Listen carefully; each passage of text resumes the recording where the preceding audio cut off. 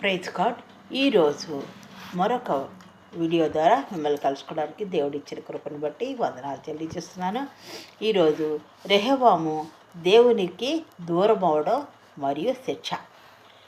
మొదటి రాజులు 12-14 మరియు రెండవ దినవృత్తాంతాలు 10 నుండి 12 అధ్యాయాలు మనం చూసుకుంటే రెహబాము గురించి వివరించబడుతుంది అన్నమాట.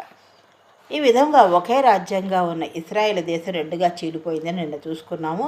ఒకటి ఉత్తర రాజ్యం ఇస్రాయేల్ రాజ్యం, యెరోబాము నాయకత్వంలో 10 గోత్రాలు ఏర్పడ్డాయి. దక్షిణ రాజ్యం యూదా, రెహబాము నాయకత్వంలో కేవలం యూదా, బెన్యామిన్ గోత్రాలు మాత్రమే మిగిలాయి.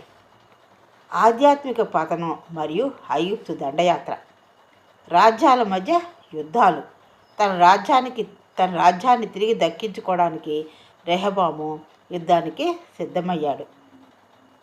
కానీ దేవుడు ప్రవక్త అయిన షెమయా ద్వారా ఈ కార్యం నా వలనే జరిగింది, మీరు మీ సహోదరులతో యుద్ధం చేయవద్దని ఆజ్ఞాపించడంతో రెహబాము వెనక్కి తగ్గినట్లుగా చూస్తాం. తర్వాత విగ్రహారాధన చేశాడు. ఇతను దేవుని ధర్మశాస్త్రాన్ని విడనాడాడు. మొదటి 3 సంవత్సరాలు రెహబాము దేవుని మార్గంలో నడిచాడు. అంటే దేవుని యందు భయభక్తులతో నడిచాడు.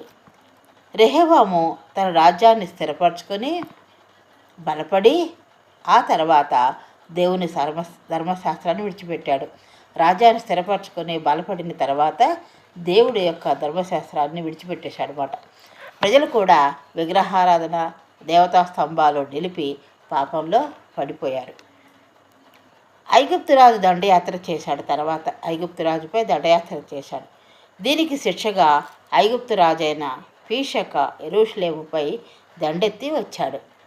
దేవుని మందిరంలోని రాజనగరంలోని బంగారు షీల్డ్ను, సమస్త ధనాన్ని దోచుకెళ్ళాడు. తర్వాత పశ్చాత్తాపం. ప్రవక్త హెచ్చరికతో రెహబాము మరియు యూదా నాయకులు తమను తాము తగ్గించుకుని యెహోవా న్యాయవంతుడు అని ఒప్పుకోవడంతో దేవుడు వారిని నశింప చేయకుండా కాపాడాడు. అంటే వాళ్ళు తమను తాము తగ్గించుకొని దేవుడిని ఆశ్రయించారన్నమాట.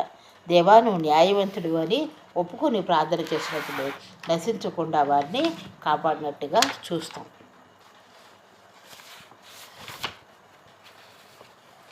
రెహబాము దేవుని వెతకడానికి తన హృదయాన్ని నిశ్చయపరచుకోకపోవడం, అంటే దేవుడికి హృదయాన్ని ఇవ్వడం ఆయనకి ఇష్టం లేకపోయింది. చెడు నడత నడిచాడు. ఇతని కాలమంతా యెరోబాముతో యుద్ధాలు జరుగుతూనే ఉన్నాయి. ఇతని మరణానంతరం